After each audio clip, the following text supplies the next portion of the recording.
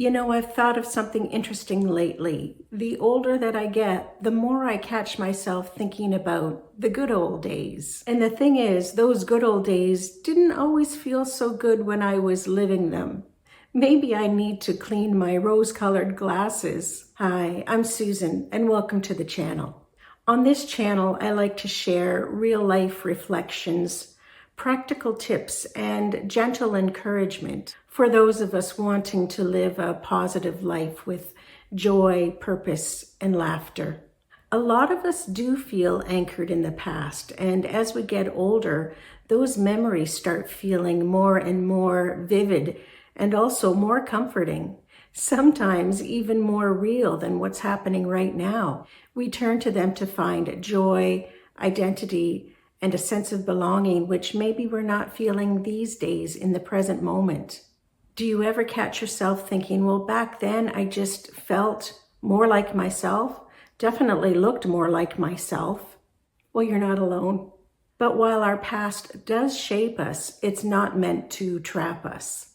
So today I'd like to talk about why this happens, why our minds do tend to wander back more as we age, and what psychology actually says about it, and how we can gently shift our focus back to today, and maybe even the future with hope and joy and a spark of curiosity. Our past is where our story lives. It's how we know who we are, and revisiting it can make us feel like we're reconnecting with ourselves. But sometimes that connection can weigh us down, and we might even feel stuck. Think about it. Most of the roles that we identify with were from back then. Child, sibling, parent, spouse, employee. Those roles felt solid and purposeful. And now most of those roles have shifted or even disappeared.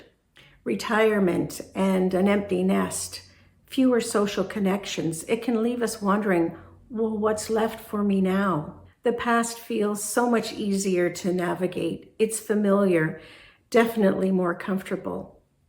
The present might feel a little bit chaotic, and the future, well, let's just say that's uncertain to say the least, especially if you're dealing with health issues, money worries, or just plain loneliness. And the interesting thing is, our memories have a funny way of leaving out the hard parts.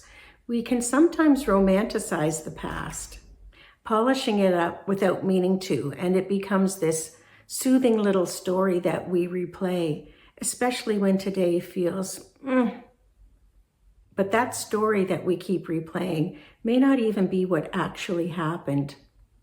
Did you ever play this game in school when you were a kid, where you'd sit in a circle of 10 or 20 kids? And the first kid would say to the person next to them a sentence. They'd whisper it in their ear. Maybe the sentence was, the old lady went to the store and took her coat and hat and boots. And each child would whisper what they heard to the child next to them. By the time it got around to the last person, the sentence might be something like, the dog raced through the garden with a rabbit in its mouth. Something like that. And I think that's how our memories are too.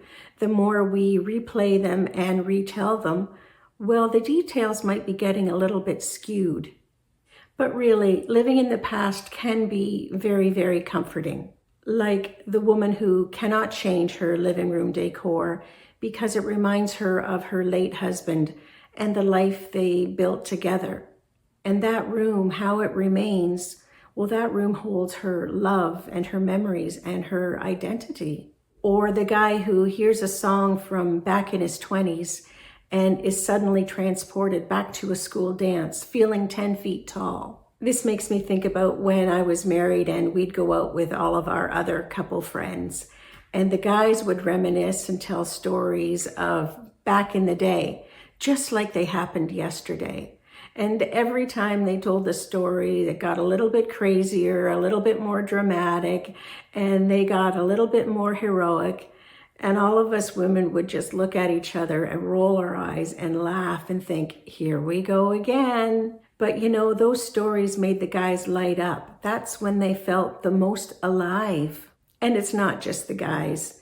Women our age might look back on the time when we were raising our kids when they were very young as the very best part of our life. Even if we were completely exhausted and couldn't even drink a cup of coffee while it was still hot, we tend to leave out those parts. And maybe that's why we can't help giving unsolicited advice to every young mom we see. Because deep down, we remember how needed we felt. We forget the tough parts. We just remember being needed. If I think about my own life, it's complicated. I always joke that I've been blessed with a really bad memory because some of the really tough parts from my childhood, I have no recollection. And maybe that's not even forgetfulness. Maybe that's my brain doing me a kindness, tucking away the things that wouldn't serve me if I did remember them. And yet, beyond childhood, in my teens and 20s, well, that's also kind of a blur. But it's possible in my teens and 20s, that might have something to do with this. My dear friend, who I've known since we were 6, over 50 years now, she has a mind like a steel trap. And she'll often say, oh, remember when we did this? Or remember that time? And I'll say, no, did we have fun? But then I think about when my kids were little, and those memories hit very differently. They can actually make my heart hurt. I'm trying to get through this.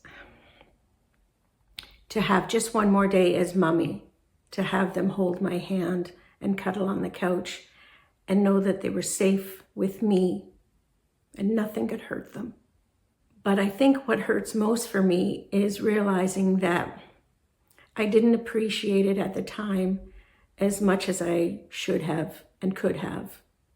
I was so busy doing and cleaning and managing and then doing it all over again. And then before I realized, those days were gone. So yes, looking back for me stirs up a lot of emotion. Psychologists have studied this tendency to live in the past, and yep, it's a real thing. For starters, nostalgia does increase with age. It's not just daydreaming. It's how we maintain our sense of identity and emotional balance. And our brains even play along. The part of our brain which stores memory, the hippocampus, does change over time. And that's why older adults can recall older emotional memories more easily than day-to-day details. And of course, as we age, we become much more aware that our time ahead is limited. So naturally, we tend to focus on things that seem more meaningful, often things rooted in past relationships and experiences. And that's not a bad thing. Often, nostalgia can boost our mood, our sense of resilience and connection. But when it becomes our only source of comfort and when it keeps us from engaging with what's in front of us, that's when we might need a gentle nudge back towards the present. So what could we do if we realize we are living in the past just a little too much? One very simple grounding method is the 5-4-3-2-1 technique. And this simple technique is helpful in so many ways, even when we're feeling particularly stressed, panicked, even a little bit depressed. This is something that can bring us back around, and it's so simple. Look around where you are and name 5 things that you can see. Notice 4 things that you can touch. Tune into 3 things that you can hear. Breathe in and notice 2 things that you can smell. And find 1 thing that you could taste, even if it's your tea or coffee. This is such a gentle, easy way to anchor yourself back into the present moment. Another one is called Name 3 New Things method. Each morning or evening, look around where you are and notice 3 things that you've never noticed before. It could be the way the sunlight hits the wall, a sound from outside that you never noticed, or even just a tiny chip in your coffee mug that you never noticed before. It's a small reminder that life is still happening around you, new, imperfect, but still full of little surprises. And spending time in nature really helps too, even if it's just a walk down the street or in the park, and just listening to all of the sounds around you. Immersing yourself in the sensory world around you right now can pull you back from the past. We've all lived a lot of life. We've been through things, the very good, the very, very difficult, and everything in between. So yes, look back and treasure the joy and let the memories warm you. But don't forget, you're still here right now, and there's a lot of life left ahead of us. But more importantly, there's today. Do you find yourself living more in the past? How does it make you feel? Today is ours to shape. We're most alive when we're truly here, not thinking about what was and not worrying about what could be, but rooted in the small, beautiful moments that make up right now. I hope this day brings you peace and positivity and hope for everything that's still to come. Until next time, take care.